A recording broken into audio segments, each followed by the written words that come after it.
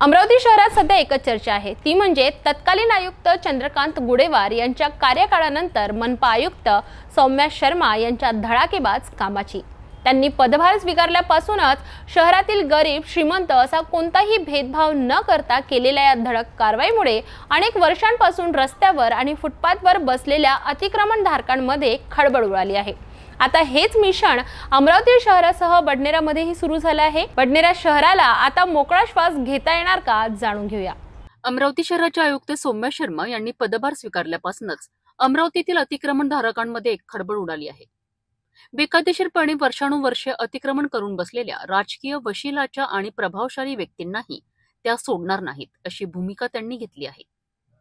नियम मोडणाऱ्यांवर कारवाई होणारच असे ठामपणे सांगणाऱ्या सौम्या शर्मा आता स्वतः मैदानात उतरले आहेत। आयुक्त चंद्रकांत गुडेवार यांच्या कार्यकाळानंतर मनपा अधिकारी पुन्हा एकदा ताकदीने काम करताना दिसत आहेत। मनपाच्या या कारवाईमुळे नागरिकांचा विश्वास वाढताना दिसतोय। मिशन फ्री फुटपाथ अंतर्गत अमरावती मनपाने बडनेरा शहरातही जोरदार मोहीम राबवली आहे। श्रीमंत किंवा गरीब असा कोणताही भेदभाव न करता कारवाई सुरू असल्याचं आता स्पष्ट झालं आहे। गेल्या महिन्याभरापासून सुरू असलेल्या या मोहिमेत प्रथम अतिक्रमणधारकांना नोटीस बजावण्यात आल्या।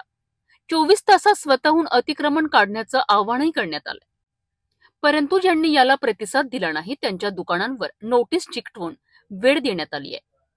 त्यानंतर सहकार्य न केल्यामुळे अखेर बुधवारी गजराजचा वापर करून बडनेरा येथे ही धडक कारवाई करण्यात आली आहे।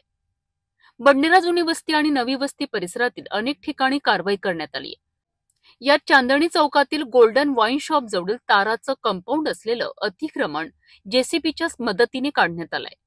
हे अतिक्रमण धनदांडक्या व्यापाराचं असल्यामुळे ते काढलं जाणार नाही अशी चर्चा होती, परंतु ही कारवाई झाल्यानंतर तोंड पाहून कारवाई केली जाते या आरोपांना पूर्णविराम मिळालाय। ही कारवाई अतिक्रमण निर्मूलन विभाग प्रमुख श्याम चौरे यांच्या मार्गदर्शनाखाली मनपा कर्मचारी आणि पोलिसांच्या सहकार्याने पार पडली आहे। आता शहर अतिक्रमण मुक्त झाल्याने नागरिकांनीही समाधान व्यक्त केलंय। बेकायदेशीरपणे वर्षानुवर्षे अतिक्रमण करून बसलेल्या राजकीय वाशिल्याच्या आणि प्रभावशाली व्यक्तींनाही त्या सोडणार नाहीत, अशी भूमिका त्यांनी घेतली आहे।